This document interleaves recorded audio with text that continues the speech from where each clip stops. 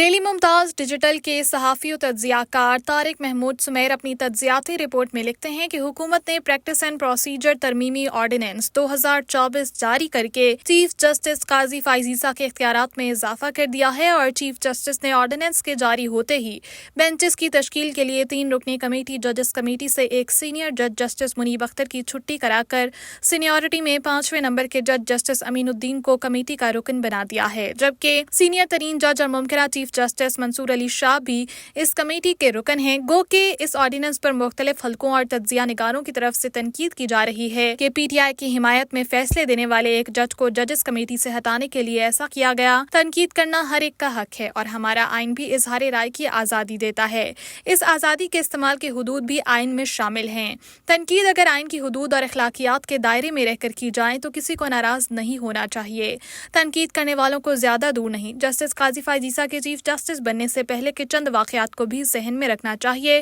جب سابق chief justice Umar Ata Bandial بطور سینئر ترین جج قاضی فائز عیسیٰ کو نہ تو کسی بینچ کا حصہ بناتے تھے اور نہ ہی ان سے کسی امور پر مشاورت کی جاتی تھی، بلکہ اس زمانے میں ایک 3 رکنی بینچ مشہور تھا جس کی تشکیل کے وقت بھی بتا دیا جاتا تھا کہ فیصلہ کیا آئے گا۔ اس بینچ میں جسٹس ریٹائرڈ اعجاز الحسن اور جسٹس منیب اختر شامل ہوا کرتے تھے، اب دونوں ریٹائر ہو چکے ہیں، صرف منیب اختر باقی رہ گئے ہیں۔ حکومت کو یہ آرڈیننس لانے کا خیال اس وجہ سے آیا کہ حالیہ چند دنوں میں جب آئینی ترامیم لانے کی بازگشت ہو رہی تھی اور مولانا فضل الرحمان سے مذاکرات جاری تھے تو اسی جوڈیشل کمیشن کے اجلاس کا جسٹس منیب اختر نے بائیکاٹ کیا اور اگلے دن مخصوص نشستوں سے متعلق 8 رکنی بینچ کی جانب سے ایک وضاحتی بیان جاری کیا گیا جس پر حکومت کو پریشانی ہوئی اور مخصوص نشستوں کا معاملہ مزید الجھانے اور اسے اپنے حق میں رکھنے کے لیے کئی جتن کیے گئے، جن میں سے ایک پر عمل کرتے ہوئے اسپیکر سردار ایاز صادق نے الیکشن کمیشن کو خط بھی لکھا اور آج قومی اسمبلی سیکریٹریٹ پارلیمانی پارٹیوں کی پوزیشن بھی جاری کی، جس میں 80 ارکان کو سنی اتحاد کونسل کا رکن قرار دیا گیا، جس سے ایک بات واضح ہو گئی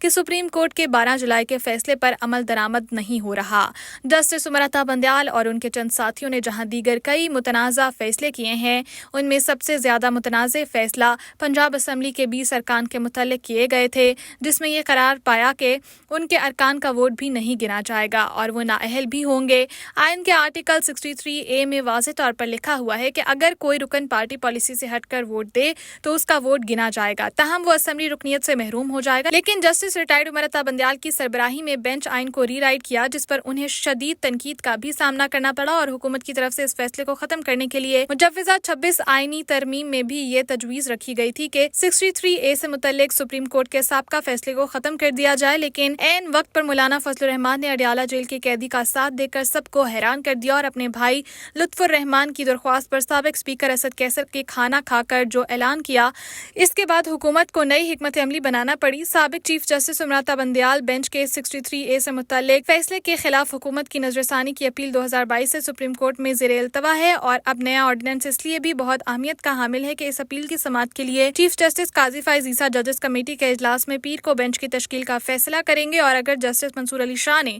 چیف جسٹس قاضی فائز عیسیٰ کی رائے سے اختلاف کیا تو پھر کمیٹی میں ووٹنگ سے فیصلہ ہوگا اور تجزیہ نگاروں کی یہ رائے ہے کہ جسٹس امین الدین قاضی فائز عیسیٰ کی رائے کے حق میں ووٹ دیں گے اور پھر نیا بینچ تشکیل دیا جائے گا، وہاں نظر ثانی کی اپیل سنی جائے گی اور یہ فیصلہ بہت اہمیت کا حامل ہوگا۔